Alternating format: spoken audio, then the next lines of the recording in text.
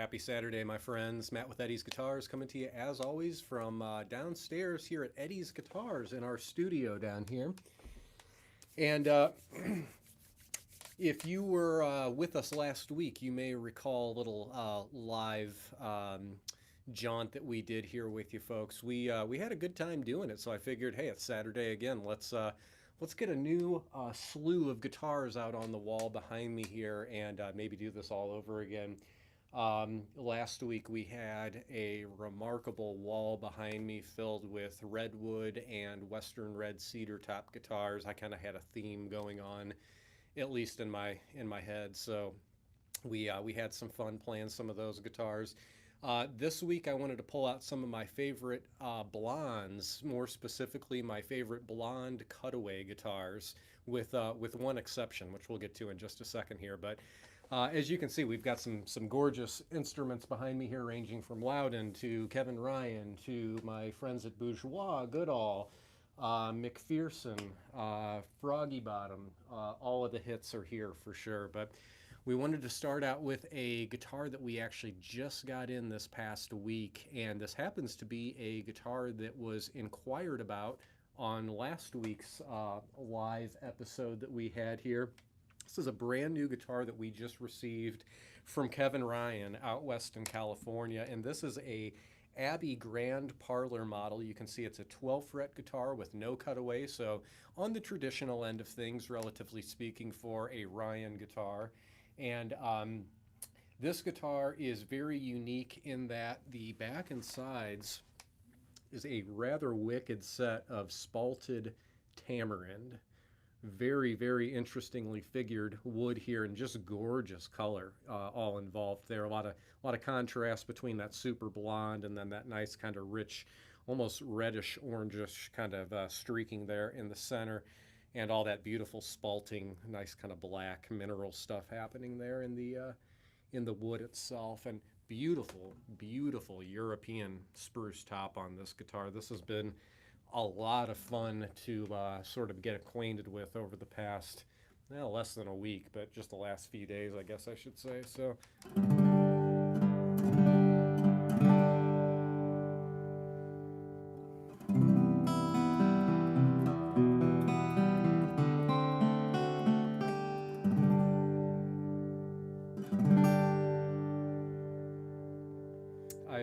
I've long been a fan of the Abbey Grand Parlor model. It's a little guitar. You can see it still has the signature Ryan forearm bevel here with those acoustic flutes carved in there.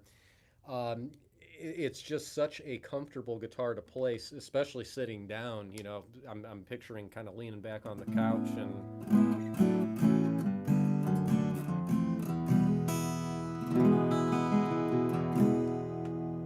super comfy.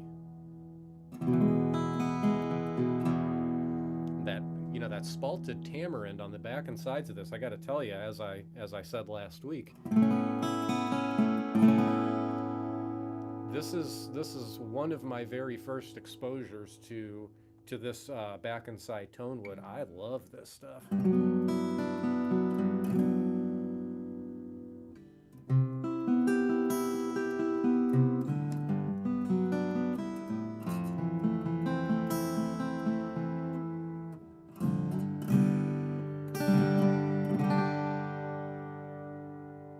Good dimension out of a little body here, not a ridiculous overabundance of mid-range, but a beautiful presence of mid-range.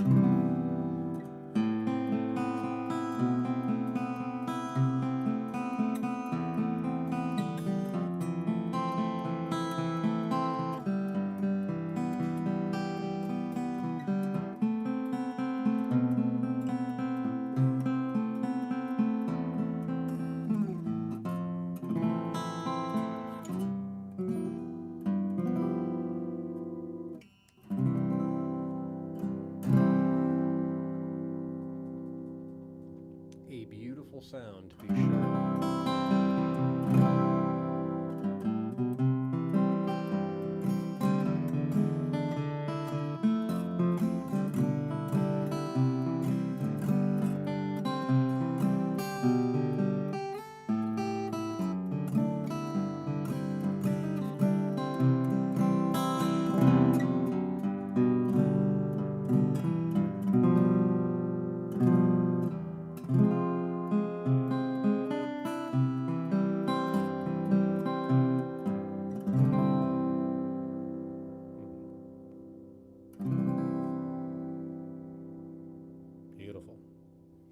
See that cool rosette on this guitar? It's also, let me just tell you, go to our website, open up another tab in whatever you're doing there, go to our website and pull this guitar up on our website and just take a close up of a look at the close up pictures, I should say. The rosette on this guitar has that spalted tamarind as well. The fingerboard on this guitar is deceiving because it looks like sort of the standard Diamante fingerboard treatment here on the face of the fingerboard, but I'll tell you, there's a couple cool, super subtle things happening here. Again, I urge you to take a look at our website at the actual photographs of this so you can see what I'm talking about. But the Diamante inlays are just a beautiful theme that they do up the fingerboard. What's really neat about this, though, is that real fine line of shell going around the very edge of the fingerboard there, the perimeter, has super tiny diamond inlays in it on each of the, fretted, the marked frets there where the fret markers would be. And even on the very top of the fingerboard where it's facing the player, those are actually diamonds there as well, rather than being tiny little circles, which is typical from almost everybody out there these days. So it's just a couple of cool small details. It's really more of a benefit and, kind of enjoyment to the player, I think. But, I mean, when you're buying this kind of guitar, the player sure better enjoy it. So.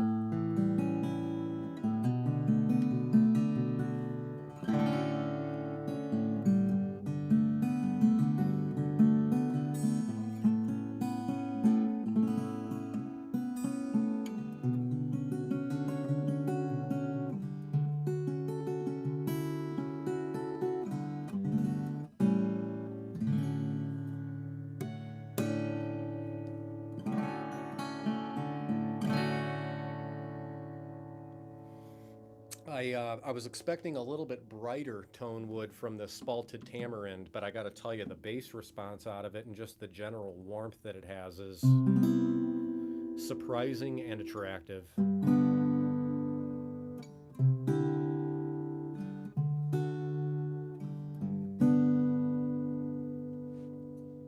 Chris asked, how's the tone compared to Ponchos K guitar?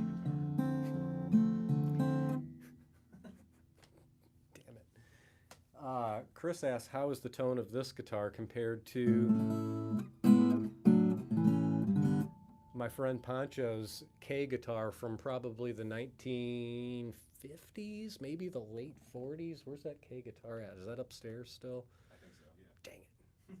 If anybody in the store is watching this, go get me that K guitar. And we'll compare them head to head. I'm here to answer the tough questions. That is a tough question. Felix asks, is there a Bashkin hanging on the wall? Felix asks, is there a Michael Bashkin guitar hanging on the wall? And Felix, that's an enthusiastic yes, there is. Good eye. I imagine you likely caught the glimpse of the headstock behind me here. One of Michael's signature headstocks. Again, open up that tab on your website, go to Bashkin Guitars on our site. You will see all the photographs of this guitar. This is one of the Bashkin OMC. Beautiful guitar, jeez.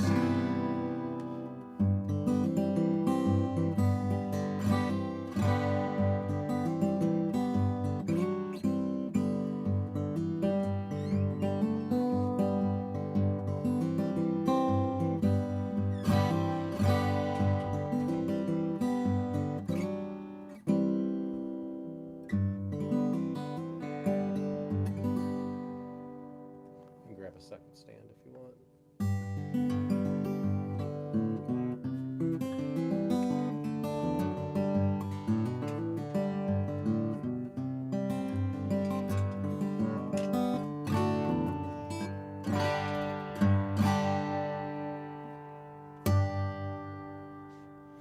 So this beautiful Bashkin OMC has a wonderful European spruce top and a gorgeous set of straight grain cataloche back and sides. Real straight grain stuff there. Beautiful. All bound in ebony.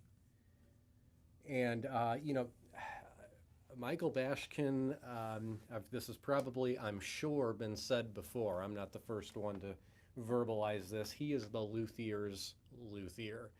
Um, a lot of guys I respect a lot in the building community, if they have a question or a problem or something that needs to be solved, oftentimes Michael Bashkin is the guy they call to figure out whatever issue they might be working through, and he oftentimes has a solution in one form or another. That guy is a gifted builder, very gifted, and has a just an extremely artful eye. And again, I urge you to just take a look at not only this headstock, but maybe do a little Google search on his guitars. His headstocks, I think, are sort of his signature in terms of just the sheer appearance of his guitars. But tonally, he brother knows how to voice a guitar.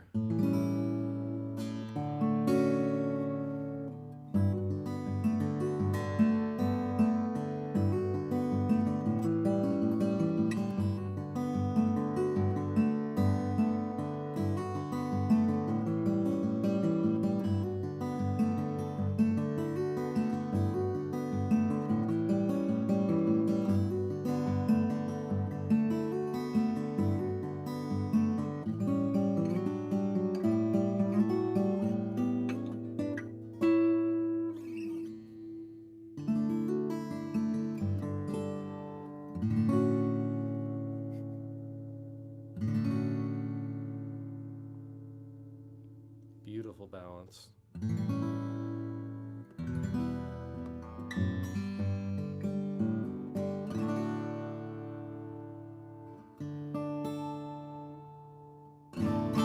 Very nice. Bashkin, good stuff. Good. Okay, so we're circling back around real quick here. Chris asked, how does Ponchos K guitar compare to this Kevin Ryan? So we're going to pull the Ryan back for a second.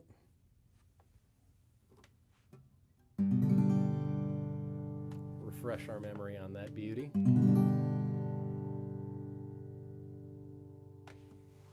right, that's good.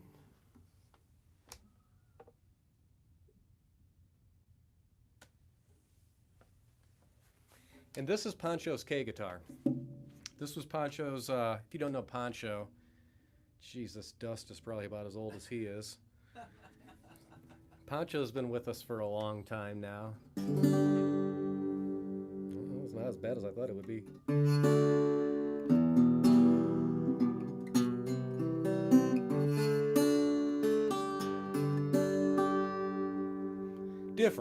Different animal.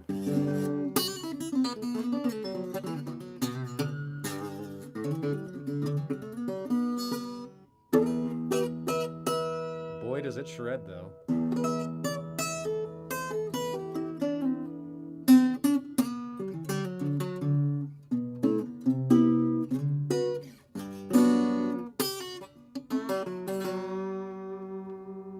How many viewers have we lost in the last 20 seconds?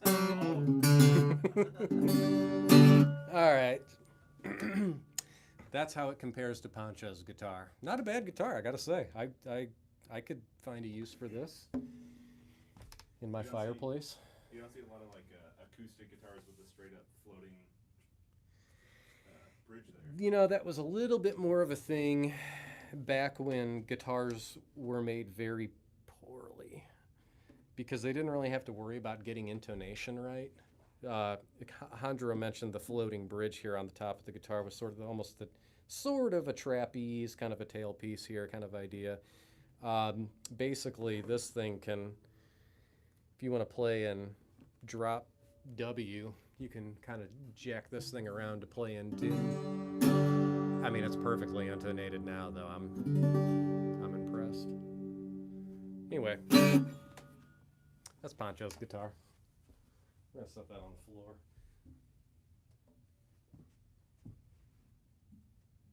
Anybody want to hear anything? I'll tell you what, I want to hear something.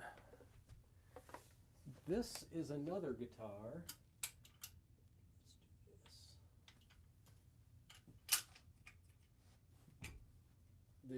just came in this past week. We may actually need to turn the microphones down for this one. This is a loud one, I've noticed. This comes from my good friends out at Goodall Guitars. My, oh my, oh my.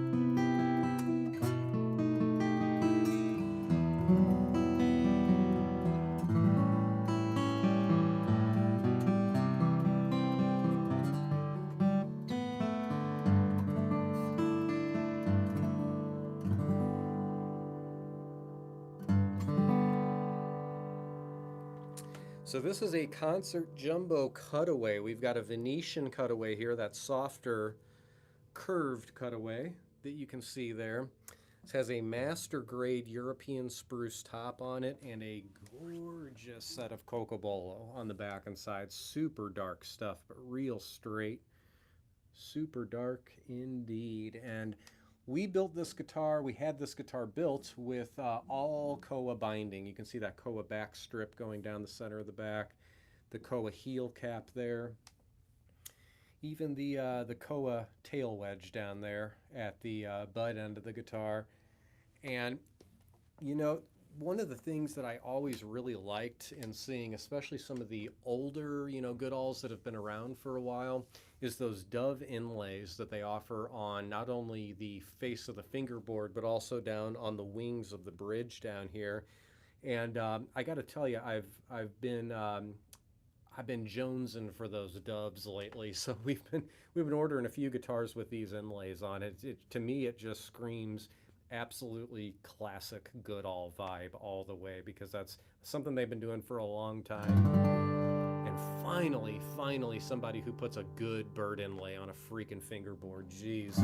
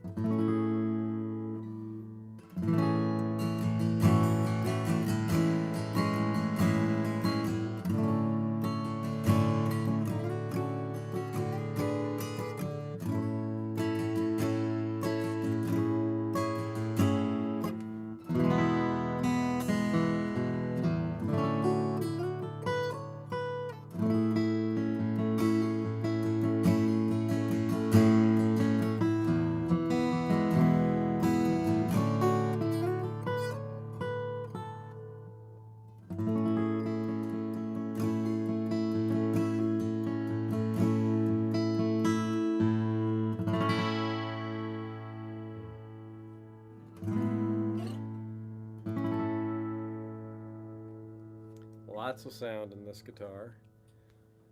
David said finally a fretboard with birds instead of earrings. What was his name? David. David, you said it, not me.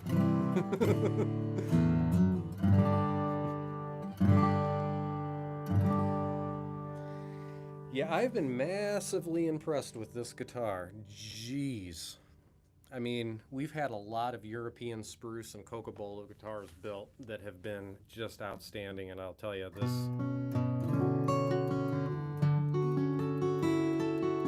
this falls right in line with the best of them. A lot of overtone presence from, you know, both the fact that it's a Goodall and the fact that it's got that cocobolo back and side is just real real rich.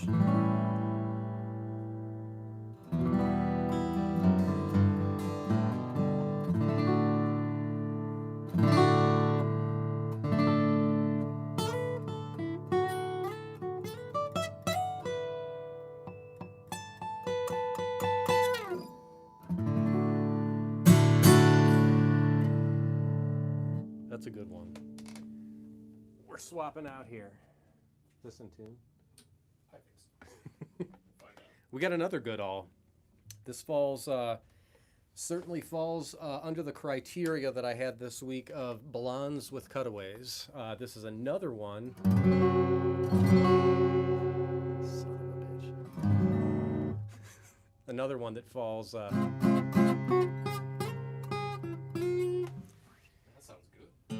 I thought so.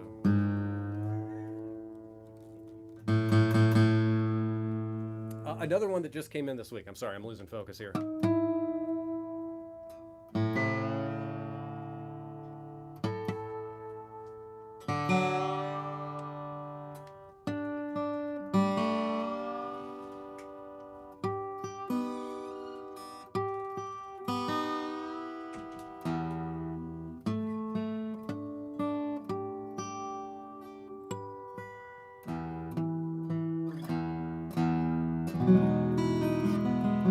Ooh, baby, yes.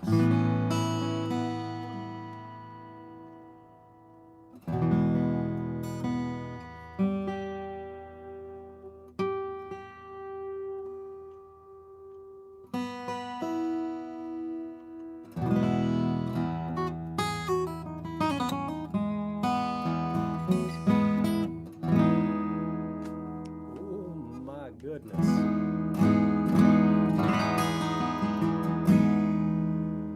I haven't even had a chance to actually play this yet, hence it not being even remotely close to in tune when it was handed to me.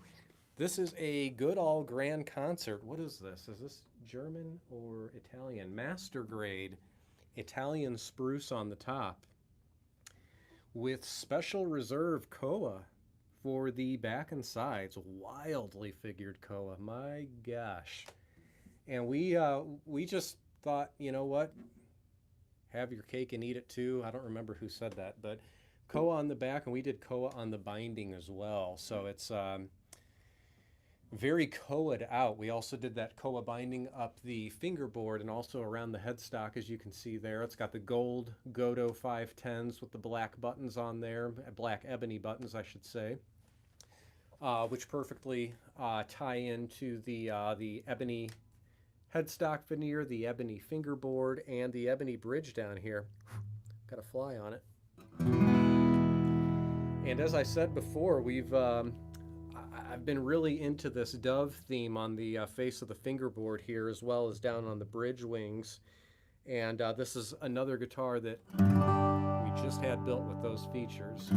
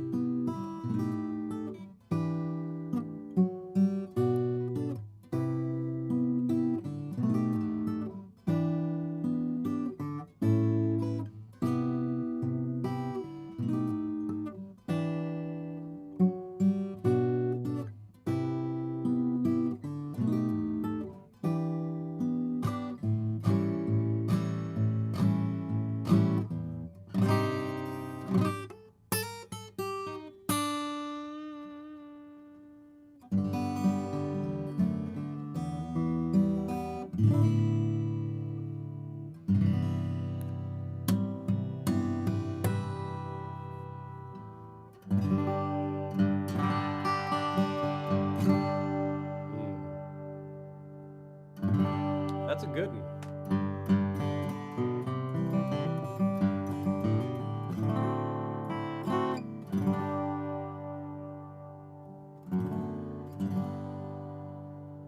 Real glassy tone, airiness to it.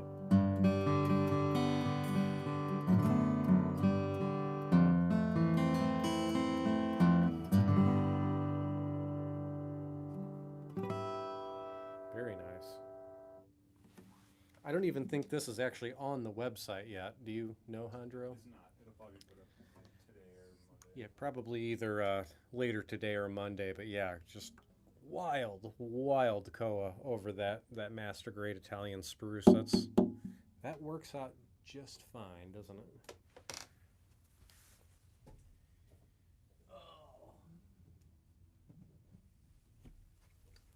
So what are y'all doing this weekend? Anything exciting that I should know about or copy off of you? I've been known to be one to be inspired, so let us know.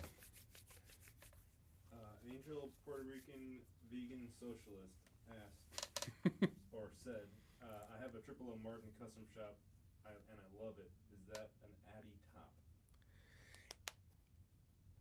Can I? Assuming is referring to the Goodall. Oh, Angel. Tell me the name again. Angel, Puerto Rican vegan socialist. Angel, Puerto Rican vegan socialist says, I have a Martin custom shop Triple O. And is that an Addy top? And is this referring to the Goodall? No, that is a master grade Italian spruce top on that guitar. Goodall does offer some incredible Adirondack red spruce. We actually have a couple of them in stock right now. Really, really fantastic guitars.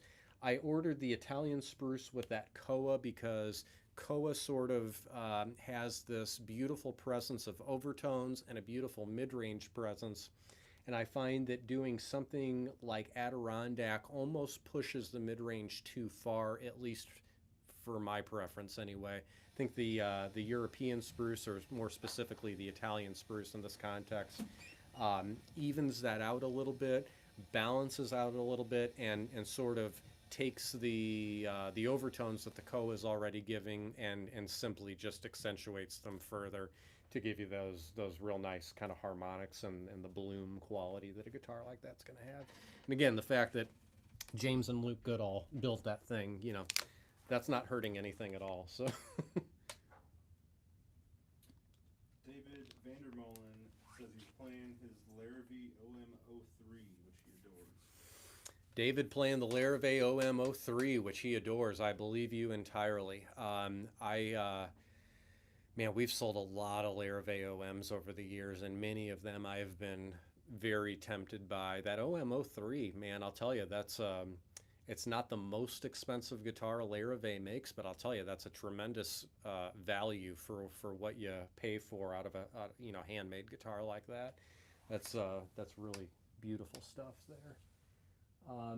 What else did we have behind me that I wanted to? Oh yeah, I know what I wanted to look at.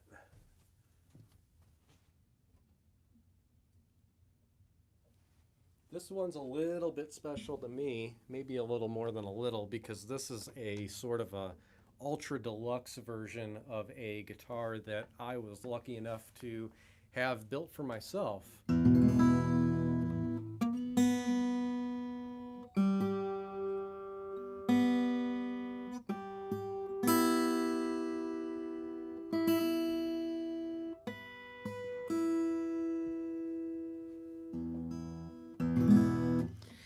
A couple years ago, I was lucky enough to work with the fine folks at Santa Cruz Guitar Company to have a really special fingerstyle model built.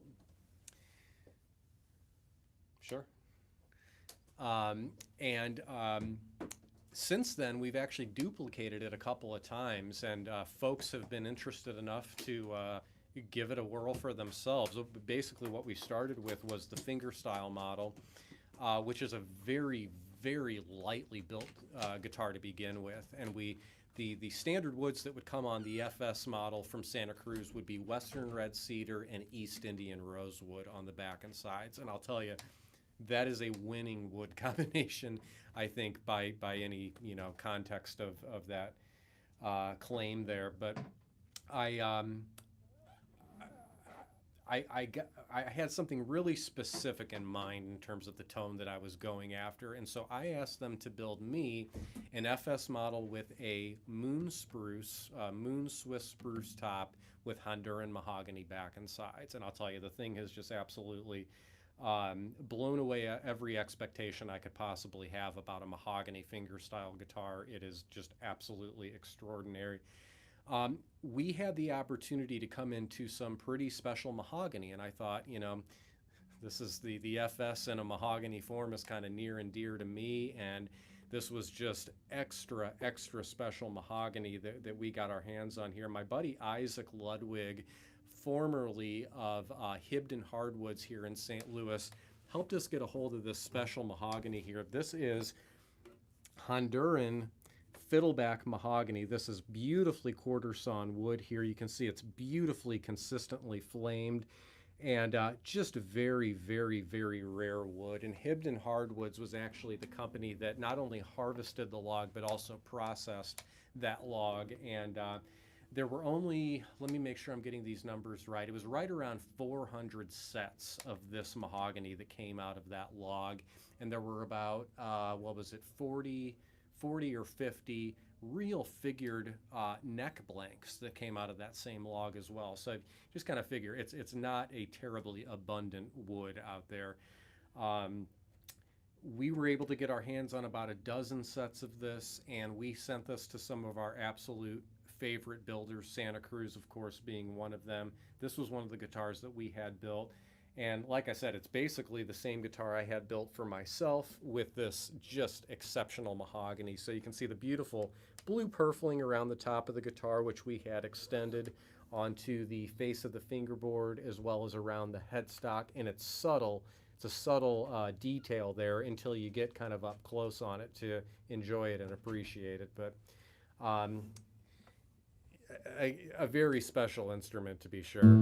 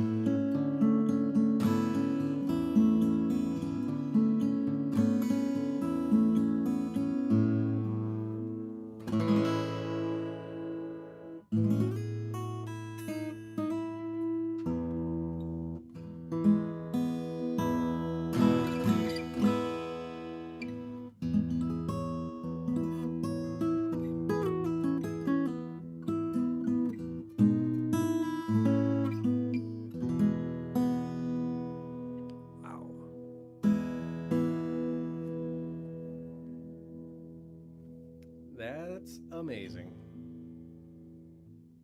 Again, FS in the moon spruce top with the Honduran fiddleback mahogany back and sides. Thanks to my friend Isaac there, formerly of Hibden Hardwoods. This is a masterpiece for someone, to be sure. What do you think the moon spruce sets itself apart from other spruce? Someone asked, how does the moon spruce set itself aside from other spruces out there? The short answer is it's basically, as far as I'm aware, the most quality controlled European spruce sort of process out there. Moon spruce in general, when you hear the term moon spruce, it's sort of implied it's a European spruce generally grown in the Alps, somewhere, you know, around Switzerland, Italy, in that ballpark over there. Um, the harvesting process is very specific, and I'm not going to go into the half an hour long explanation of what goes into that. I seriously urge you to do some searching online about what goes into the harvesting and processing of moon spruce, because it is not only fascinating, it's also fascinating. But what sets it apart from other spruces to me is the implied consistency of quality. And I got to tell you, from a company like Santa Cruz is probably the company that has the greatest access in terms of companies that Eddie's Guitars deals with. And they do not charge an arm and a leg extra in order to get a moon spruce top on your guitar. And I got to say, I think it's only a matter of time before the price of that stuff starts jumping up on us, because, like I said, just the effort and, you know, just the extent that these folks go to out there to make sure that this stuff is consistently beautiful wood is extraordinary, to be sure. So, and again, when you pair something that, you know, deliberated over with something like this, built by somebody like this, I mean, come on.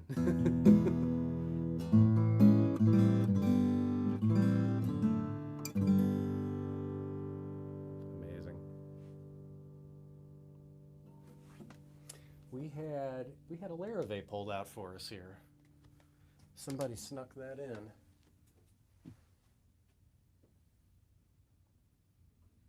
Had a gentleman talking about playing his Larrivee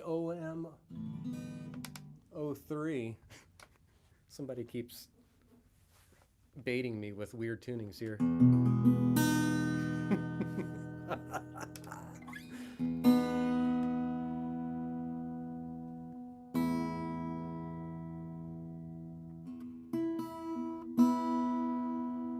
We happen to have a little Larrivee here ourselves.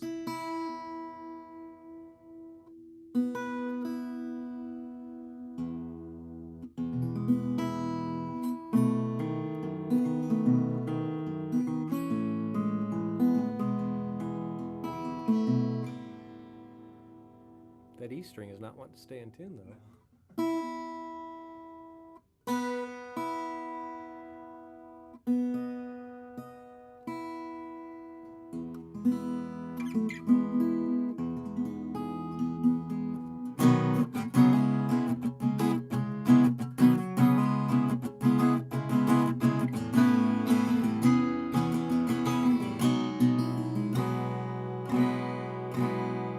I think we might need to reapply this E string here.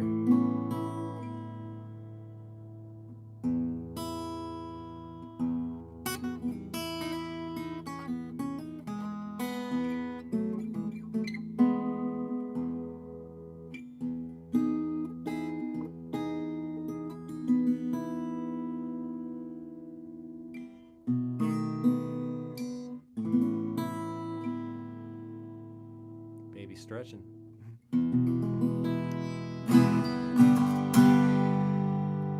What we have here, is this a P05, I believe?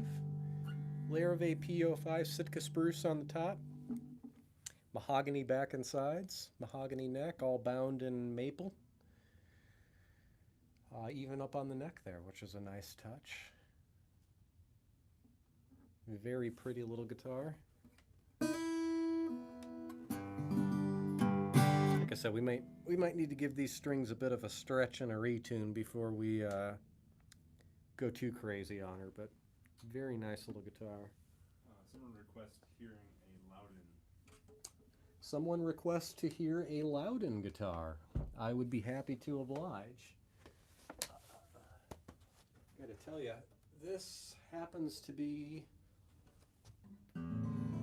among my favorite Loudons that we have ever had in the store. I gotta tell you, this is a special example here.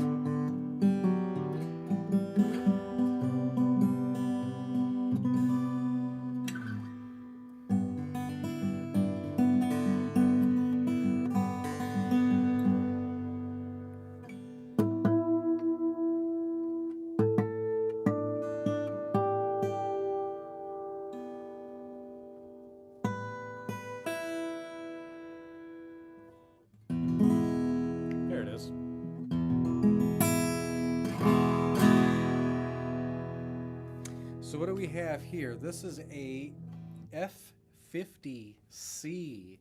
This is actually a 12 fret version of the guitar. You can see the body meets the neck here right at the 12th fret. However, you have that cutaway allowing you to get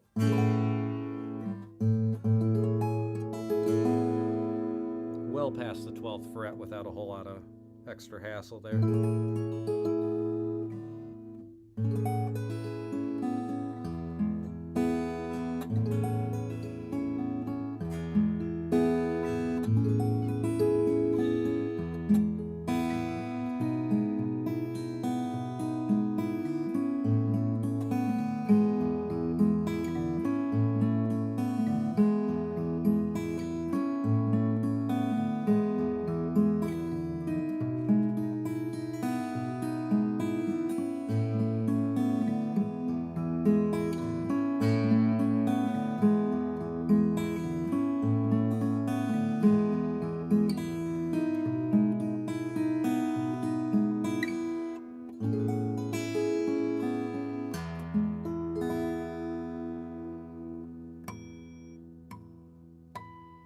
Here she is.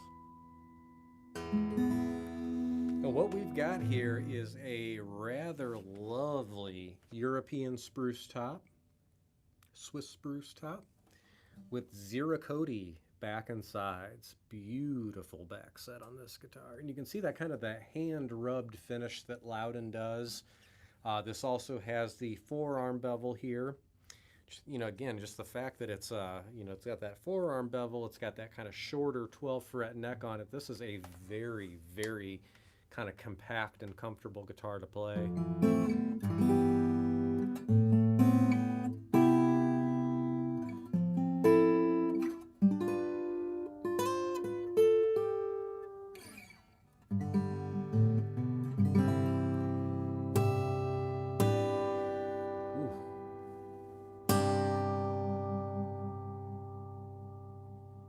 That works.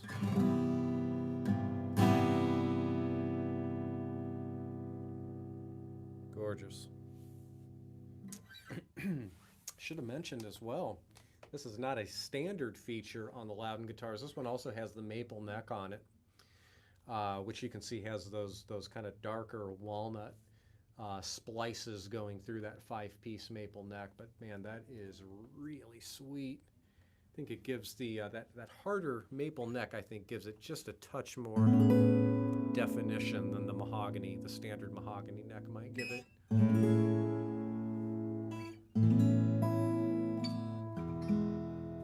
Angel asked, how does Zeracody compare with Indian Rosewood versus Cocobolo, those three? Angela asks, how does Zeracody compare with Cocobolo and East Indian Rosewood? I'm gonna put this in probably simplified terms. Again, I'll be able to talk about this until 5 o'clock tonight if you let me. To my ear, Indian Rosewood has, for lack of better terms, the simplest tone to it, the least presence of overtones.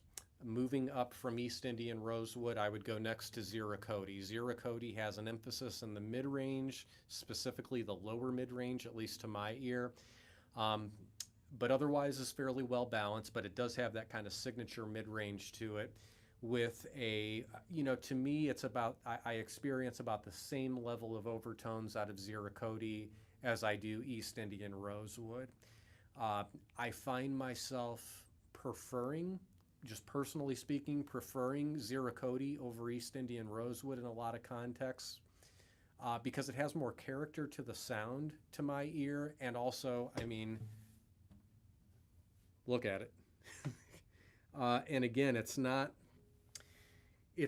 a ridiculously expensive wood by most people's standards. It's not in the Madagascar rosewood, Cocobolo, Honduran rosewood price range that seems to be a little bit higher than this on average. And again, I think that's just has to do with there's a little more of an abundance to Zeracody, availability to Zeracody right now to builders. So Cocobolo to me is a very, very tough wood to beat if you like that extra rich rosewood sound. Cocobolo is A hardwood, it's going to have the best sustain properties. It's going to have the best presence of overtones properties. It's going to have the most harmonics, the most bloom. Use whatever adjectives you want. It's the most dramatic sound to me in terms of having depth, dimension, and overtones and sustain all in kind of one package. And again, I'm going to emphasize this until I'm blue in the face. A lot of it depends on the builder. I have heard Cocobolo guitars,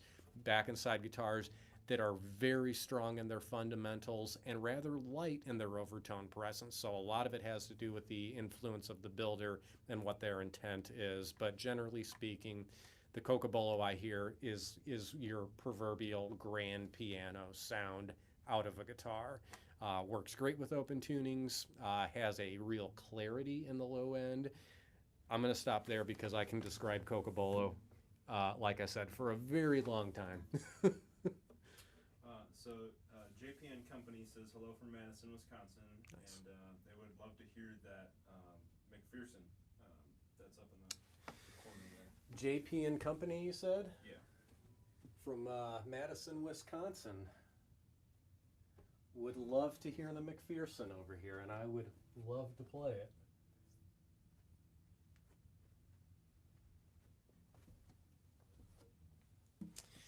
McPherson is among the more contemporary style builders that we offer here, without question.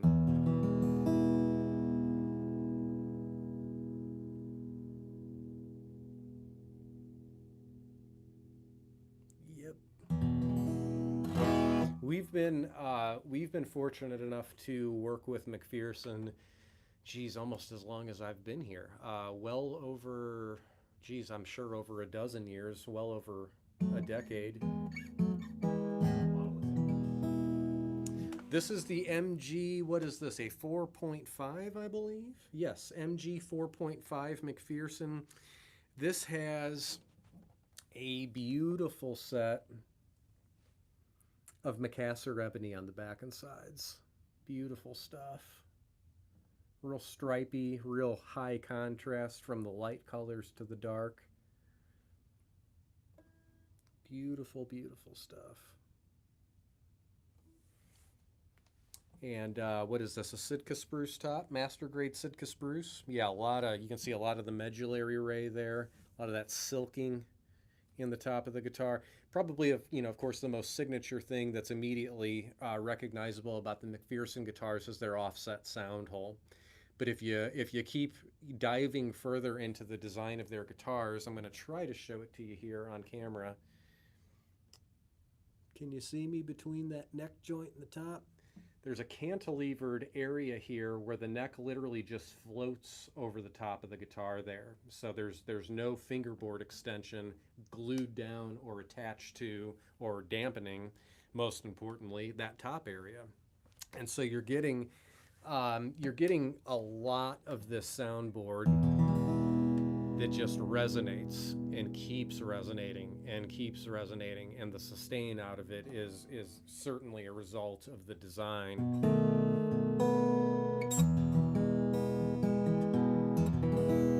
And again, it's just like a wall of like rich, beautifully produced sounding, studio compressed guitar sound.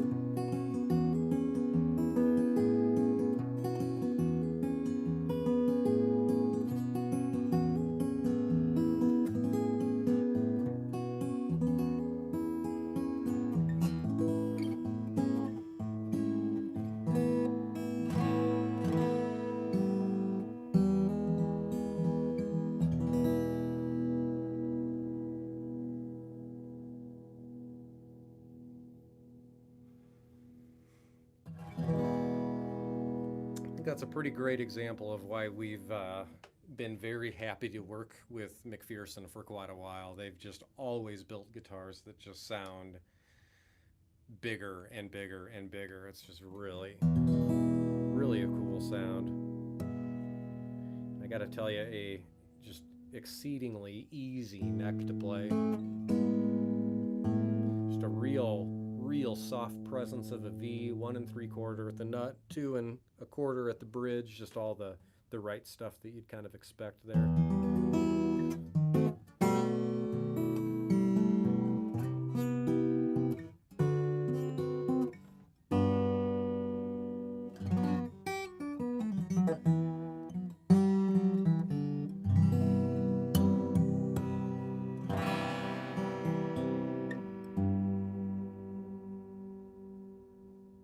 Very nice. Beautiful piece.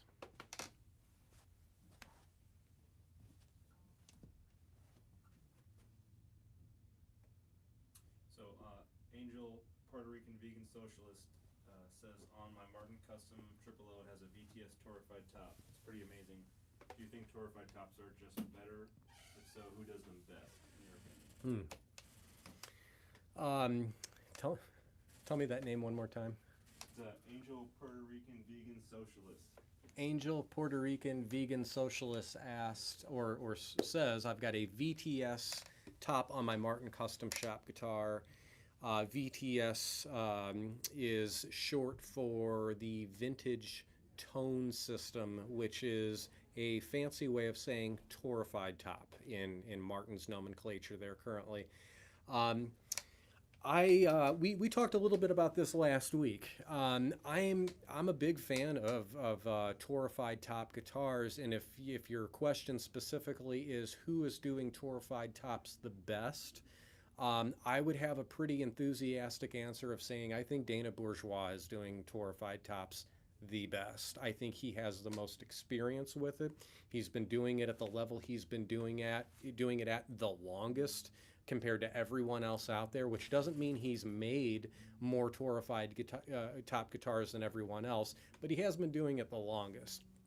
I was lucky enough to spend some time up in Maine at Bourgeois a few years ago, and I actually physically sat in the kiln where they torrefy all of their tops at, and a lot of their mahogany for backs and sides and neck blanks and everything. So it's a thing that they certainly do. They've been doing it for a long time. I think that he's got it dialed down pretty well, and I'll tell you that the torrefied Adirondack guitars that Dana has built us over the years since he's offered it, the proof is certainly in the pudding. The stuff just comes alive faster than a non-torrefied piece of Adirondack spruce. So again, if your end game is getting the best sounding guitar as soon as you possibly can, but you can't necessarily afford to buy that 1936, 1937 D18 or whatever, Dana's guitars with the torrefied tops are pretty solid way to go, I think. I got a question regarding Venetian versus Florentine Mm-hmm. cutaways. You got a preference?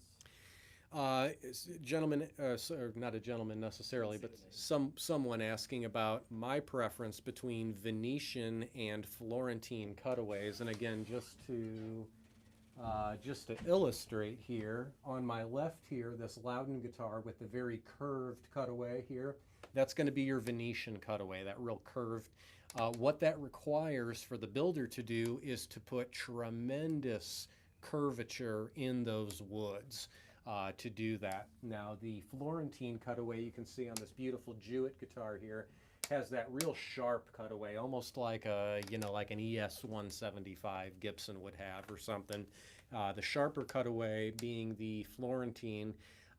That actually, honestly, a lot of it depends on what is the wood being used on the back and sides of the guitar, because sometimes if a wood is a little bit more on either the brittle side, or if it's a really, really high figured piece of wood, for example, fiddleback mahogany, highly figured koa, there's other examples out there for sure, but those are two that come to mind.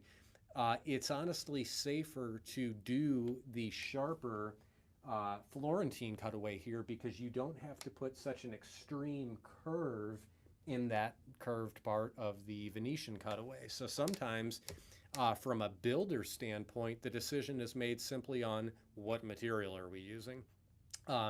For myself personally, if it could be any way with any wood, to me it honestly boils down to what is the body style to begin with. For example, I think of Dana Bourgeois with his OMC, with that beautiful soft kind of Venetian style cutaway. I can't imagine a sharp cutaway on that OMC from Dana. My watch is talking back to me. I can't imagine a sharp cutaway on a Dana Bourgeois OMC. On the flip side, when it comes to, for example, Kevin Ryan guitars, I really love that sharp Florentine cutaway that comes on some of Kevin Ryan's guitars, like the one that I have sitting over here.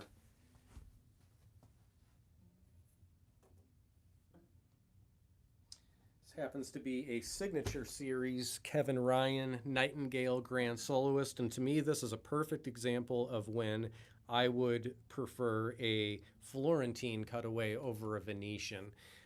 Just the body style of this, something about this sharper edge to me speaks to me more.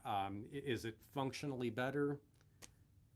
Probably not, but just something about the look of it just speaks to me a little bit more. Good question, though. Thank you.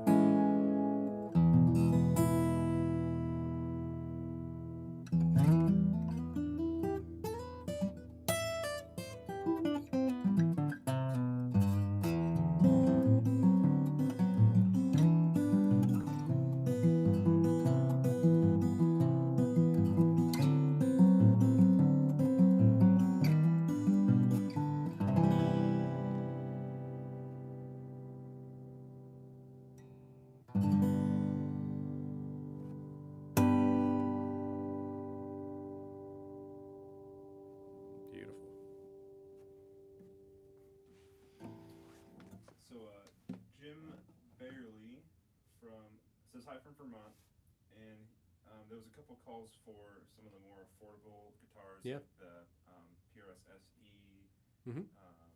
Parlor, and this, or like a Taylor GT. So what I have here is a Taylor GTE Urban Axe. Absolutely. Jim from Vermont, you said? Is that right? Yes. Jim from Vermont. Jim's inquiring about some of the slightly more cost-effective options that we have in the store here, and this is a fine example of that. This is one of the more recent Taylor GT models. Somebody tuned it for me this time, thank God.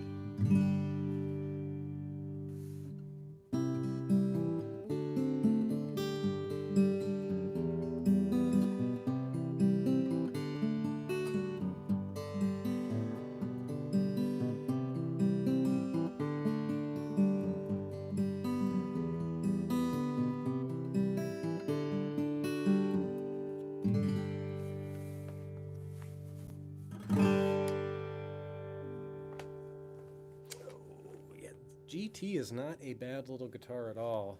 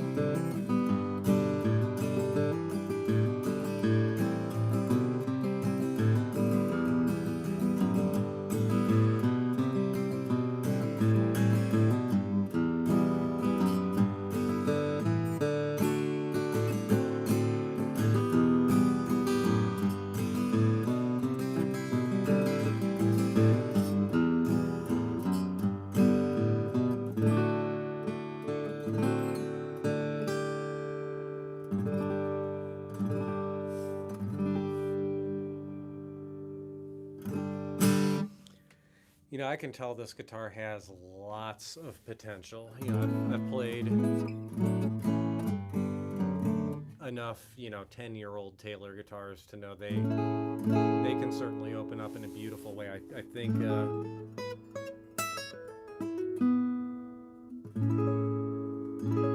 certainly a good sound now, but I think this will be a more impressive guitar a few years from now.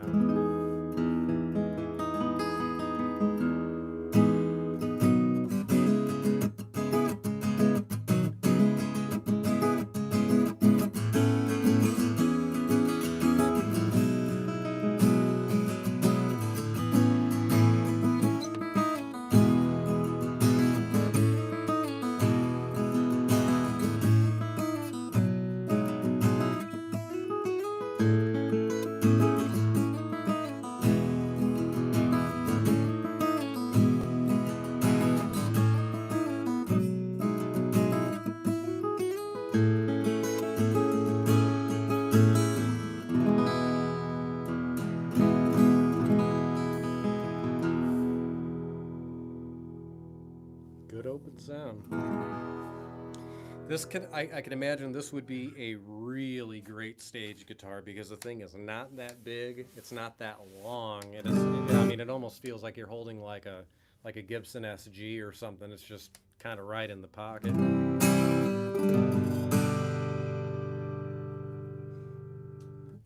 Catherine Holt was asking if anyone knows what makes an acoustic guitar well suited to play jazz genres. That's a good question. Catherine asks if there's any specific properties that make an acoustic guitar, a flat top acoustic guitar, suitable for playing jazz. I've sold quite a few very fine flat top acoustics to very fine jazz players over the years, and I've kind of I've realized they really appreciate balance in acoustic guitars. I don't tend to sell an abundance of rosewood dreadnoughts to jazz players, for example. That doesn't tend to be the world's most balanced guitar. I think quickly of something like Dana Bourgeois' soloist model, the OMC soloist model, would be a lovely jazz guitar for a steel string flat top acoustic. There's plenty of other examples as well, but jazz players tend to like a sound that can be heavily manipulated, lots of dynamics on tap, lots of nuance on tap, and I think of a lightly built guitar, tends to have a lot of those qualities. Even something like like a Santa Cruz OM Grand or a Froggy Bottom Model F would just be killer, sort of jazz appropriate steel string flat top acoustics. Good question. It's having those qualities certainly doesn't only make them appropriate for jazz playing or vice versa. In fact, a lot of the qualities that I appreciate in some of these guitars I've sold to some of these jazz players over the years are certainly the same qualities that I appreciate, and I ain't no jazz player at all. So just that balance and really being able to manipulate the voice of the guitar without having to put a tremendous amount of input in with your right hand, if that makes sense. Just something that sort of falls out on you a little bit. Taylor M was asking if you think that more highly figured tone woods sound better generally, or do they just look beautiful? Taylor asks, do more highly figured tone woods tend to sound better, or are they simply just a result of beautiful nature presenting itself upon us? That's a great question, Taylor.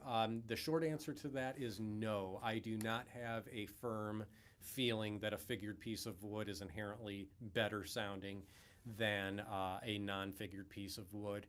Something to bear in mind, though, and of course it's dependent on the wood species you're referring to. A figured piece of wood, I'm going to give you one example because I don't want to get too dangerous and say something wrong here, but one example that I feel is pretty strong is mahogany. You look at examples like the fiddleback mahogany. the tree, the heavily quilted mahogany, those woods tend to have more density to them than, say, your straight grain quarter sawn Honduran mahogany, kind of plain Jane looking stuff. It tends to be more dense. Does that change the sound? Yes, it tends to. Does that make the sound better? No. That is all in the the ear of the beholder, as they say. But it does tend to have a different sound. I've even heard, I'm going to pick on Collings guitars, more so on the electric guitar end of things. If you look at their models like the Collings City Limits, or sometimes shortened as the Collings CL, that's basically sort of their single cutaway, solid body, mahogany back and side, mahogany backed maple top guitar. It's an electric guitar. It's essentially their version of a Les Paul, a much nicer version of a Les Paul. But they will even go as far as to say a flame top sounds brighter than a quilted maple top on those guitars. So there's people that have ears that can really hone in on things. I think that they're different. Are they inherently better? That's up to you. You know, that's up to the guy writing the check for it at the end of the day. So if you like the look of the figured stuff, I sure hope you like the sound of it too, because I mean, I got to tell you, some of the figured stuff is awfully tempting just based on the looks alone, even if it costs a little more but doesn't sound, any better, whatever that means. So good question, though. David Vandermolen asks, or says that he's been considering getting a Guild D55 as a better balanced dreadnought, and what are your thoughts on that? Guild D55 is a nice dread. For reference sake, the Guild D55 is essentially a spruce top and rosewood back and side dreadnought guitar. Built by Guild. They've been making the D55 for quite a few years now. It's kind of a classic model now. The D55 does separate itself, in my mind, from something like your classic D28 because it simply has a brighter sound to it, at least many of the examples, the recent examples that I've played from the Guild D55s. If you're looking for a balanced dread, I would say you've probably already done some homework, and it sounds like you're already on the right track there because it's a dreadnought with more top end presence, more fidelity in the top end, and also even a little bit more fidelity in the low end, which if you're not absolutely beating on the thing with a flat pick and maybe doing something a little more delicate, the extra clarity there will certainly be a welcome thing. For a balanced dread, you're on the right track. Can you hang on 2 seconds, Andrew? Yeah. I'll be right back. Entertain these people while I'm gone.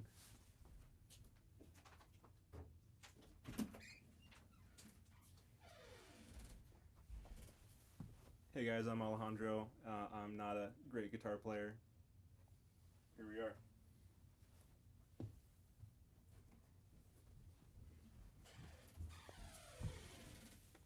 Looks like you got me now. What you got there? I don't know. Picked up a Ryan guitar. It's a Paradiso Grand Concert. Looks like spruce and Cocobolo? Man, looks good. I think so. I think we talked about this one last week. It's a winner.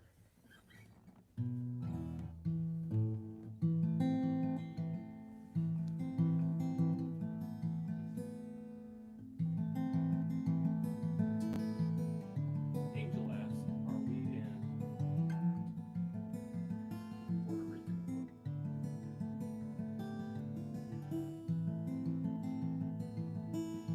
Montana. We're in St. Louis, Missouri, right dead center of the United States.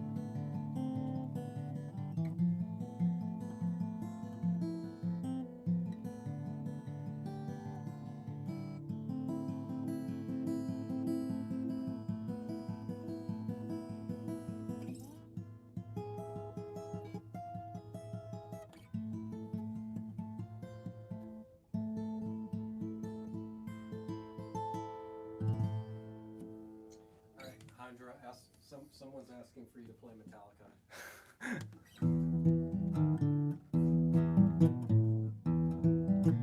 There it is.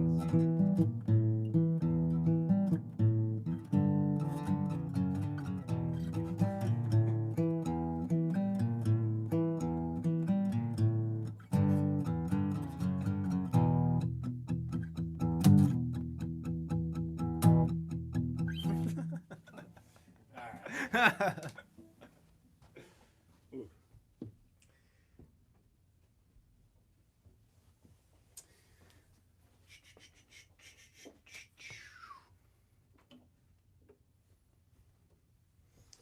All right, folks.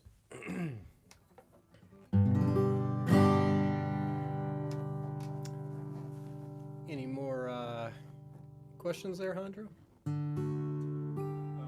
Yeah. So, Angel Puerto Rican Vegan Socialist asked which has better playability, Martin Custom Shop or boutique builds like Collings and Bourgeois, and which has better tone. There's a lot of things going on there. Yeah, Angel, socialist, vegan, what was it? Puerto Rican. Puerto Rican asks, what has better playability, Martin Custom Shop or the boutique builders, and which has better tone? That's a lot of question right there for sure. I mean, ultimately, my answer to that likely would be at least a little different than your answer to that, which might be a little different from the guy working at the coffee shop next door's answer to that. Playability and ease of playability and just general preference of neck feel, action height, fret size, fingerboard radius, scale length, keep going. Ultimately, that's just personal preference. And there's so many aspects to it. So tonality, exactly the same answer, I'm afraid. It just boils down to what tickles your ear the most. I tend to kind of lean towards some of the heavy hand voicing that is done in some of the boutique shops these days relative to some of the larger, production shops out there, but or factory settings even. But all of them are building great guitars. So. David is asking if you have any advice for someone that wants to start building and fixing guitars. David asks if I have any advice for someone who wants to start building and fixing guitars, repairing guitars. My advice would be ask someone else quickly and get away from me. I'm not a repair guy or a builder, and I'm not going to pretend to be either. There seems to be less and less folks out there doing really, really great repair work. So if you want to go down that path, God bless you. You are needed out there. You need to find someone that you can essentially become a disciple of. Find someone very inspiring whose work you appreciate, whether that's building, repairing, whatever, however you want to look at it.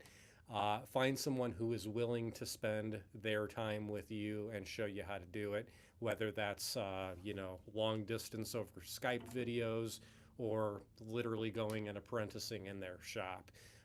That is the real way of getting into it, is finding someone well established who can share their talents and a lot of the things they've learned with you. So thanks for the question. Hermes Riviera says, hi, I'm a beginner thinking to buy a 0013E as my first guitar. What do you think? Thanks from Tenerife. Mr. Riviera asks, or says he's considering purchasing a Martin 0013E for his first guitar. Boy, if you could swing that for your first guitar, geez, absolutely. That's a lot of guitar for a first guitar. The 0013E, for reference, is sort of that more recent Martin kind of offset body style, has that kind of extreme cutaway to it. It's pretty well known for being almost more of an electric acoustic than it is an acoustic electric. It's got the pickup system in it and everything. It's a nice guitar. It's a comfortable guitar. Ergonomically, I think that would be very appropriate for a beginner. like I said, if you're in that price range already for a first guitar, yeah, go with something like that. It's going to be a fun and easy guitar to play, and I think it will be a useful tool in helping you develop your ear into knowing what do I like tonally. That probably would not be the last guitar that I would buy in terms of looking for the most toneful guitar, but it is an extremely playable guitar and just help you down the path for sure. Vic G says, would you say we are in another golden era of acoustic guitar manufacturing?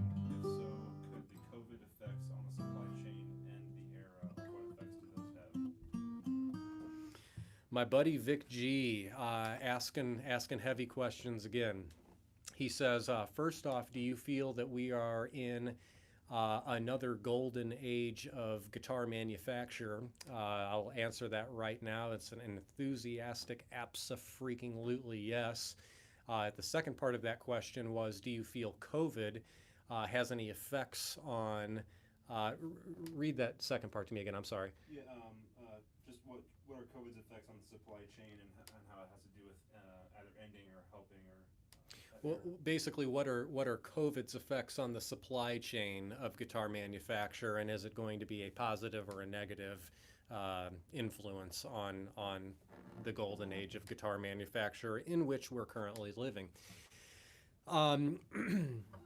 Again, first question. First answer to your first question is yes, we are without question living in the golden age of acoustic, or not even acoustic, just guitar manufacture out there, period. I mean, you look at the 1930s or early 40s or whatever, yeah, that was certainly a golden age of acoustic guitar manufacture. You look at the 1950s through the mid 1960s, yeah, that was certainly a golden age in electric guitar manufacturer without question. But I mean, today, I don't care if you're looking at $300 acoustic guitars or $300,000 electric guitars. There's something for everyone out there that's pretty darn good. I don't care if you're talking bottom of the barrel or top of the heap. In terms of COVID's effects, COVID in and of itself, with folks being inside, unable to travel in a lot of cases, unable to, in a lot of cases, physically go to work on a daily basis, that sort of inspires creativity at home, whether that's working out more, getting on your bicycle more, picking up a guitar more, cooking more. It just sort of seems to spawn creativity. And, through the course of last year, with everything that happened with all of us here, business was very good for most guitar businesses out there. I don't care if you're talking guitar builders or, at the end of the line, the retailers that are selling those guitars. Business was pretty darn strong. Lead times is from my perspective at least, build times have really extended themselves a lot. For example, my friends at Bourgeois, what used to take them 3 to 4 months to build a guitar is now taking them over a year to build a guitar. And it's not because it takes them 3/4 of a year or longer to make it. It's that they have to wait 3/4 of a year before they get to that order because of all the other orders that have been placed before it. So, I think that supply and demand is frankly in a sort of a healthy spot right now. Folks who are willing to wait for really, really finely crafted guitars can do that, and the builders are happy to accommodate doing that. So I don't think that there was aside from, just the physical people not being able to work and make guitars at the level that they were, not being able to go into work or whatever, that obviously was terribly negative. but if you look at kind of the after results here, I think there's more enthusiasm for guitar playing and just music in general than there ever has been after the year that we've all gone through. So good question, Vic. Appreciate it. Cedar Walnut said he heard Maestro guitars are now being built in Guangzhou, mainland China. instead of Singapore? If that's the case, for the Maestro guitars are they from the pre-China era? Great question. Cedar Walnut asks about the Maestro guitars. All of the Maestro guitars that we have in stock currently were built in Singapore, to answer that question. So absolutely, thank you. And how do you, same Cedar Walnut asks how you feel about Bourgeois outsourcing their new cheaper series to China? Cedar Walnut also asks, how do I feel about Bourgeois outsourcing their cheaper guitars to China? And what he's referring to is the collaboration with Eastman and Bourgeois guitars. That question, the wording of your question is slightly dangerous because it's not so much. Basically, at some point, there will be Bourgeois guitars made overseas. And at some point, there will be Eastman guitars made in the United States. We have not reached that crossover point just yet, so I'm afraid I cannot really intimately answer your question.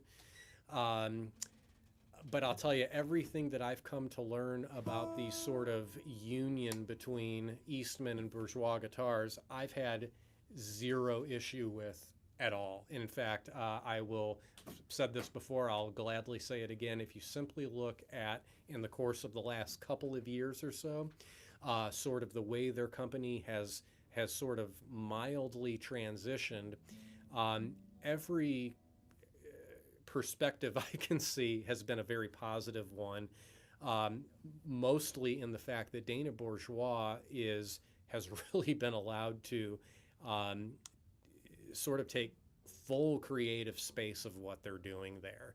And they're really giving him a tremendous amount of leeway to really come up with new designs, come up with new wood combinations, new finishing techniques, all sorts of things that he's really not had the time to do in the past because he's been wearing so many other hats, having so many other responsibilities. And now with this merger with Eastman, some of those things have been taken off his plate, so he can really focus on what he is the best at, which is creativity.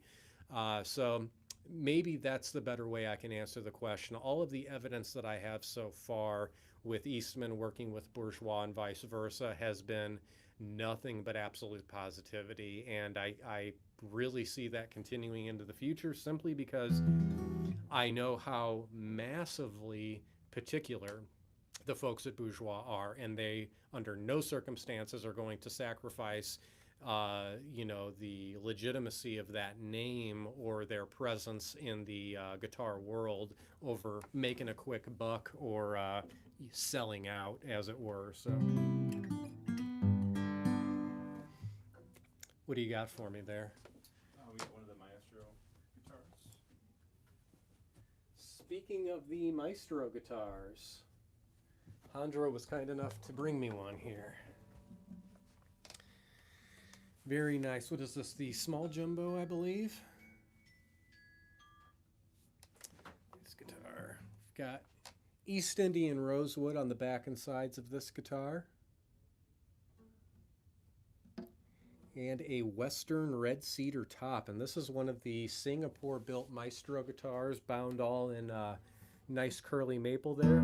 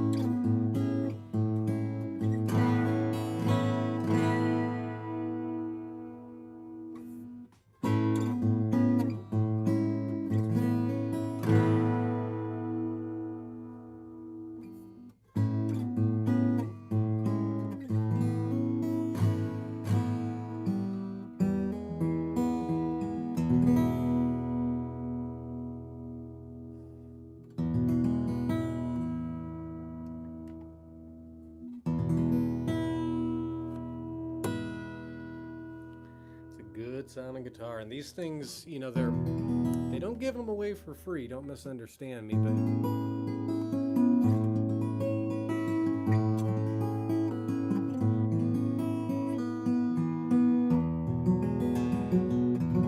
but they certainly represent a just tremendous value in a, you know, an all solid wood handmade guitar. Like I said, Western red cedar, East Indian rosewood. It has a very, in my mind, a very Samaji inspired cutaway design here. Of course, you have that maple forearm bevel tying in with all the maple binding there. You also have that sound port that's cut into the upper bout there. So a lot of really kind of contemporary features that you would find in oftentimes far more expensive instruments. But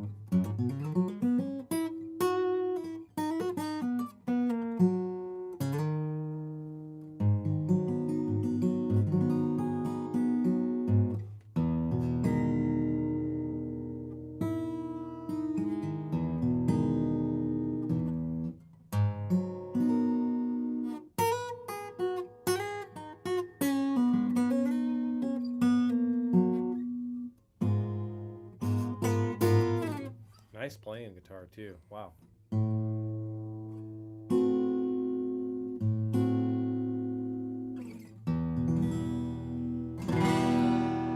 Very nice. I like that clear pickguard too. I don't know if you can see that, but I don't know what it is about those clear pickguards. I always like that. Very nice. That is a Maestro guitar for you, Singapore built. Well, folks, I think we have hopefully bored you all for long enough. We sure appreciate you spending some time with us on your Saturday. Hope you all got your fill of acoustic guitar goodness here. If you had a question that we were not able to get to, come loaded for next week. We're going to try to do this on kind of a weekly basis here, maybe on either kind of Fridays or Saturdays. We'll see where we land here, but we sure appreciate you spending time with us. Like I said, we'll see you next week, and I'm sure we'll have some videos in the meantime next week. So have a good weekend, everybody, and we'll catch you on the flip side.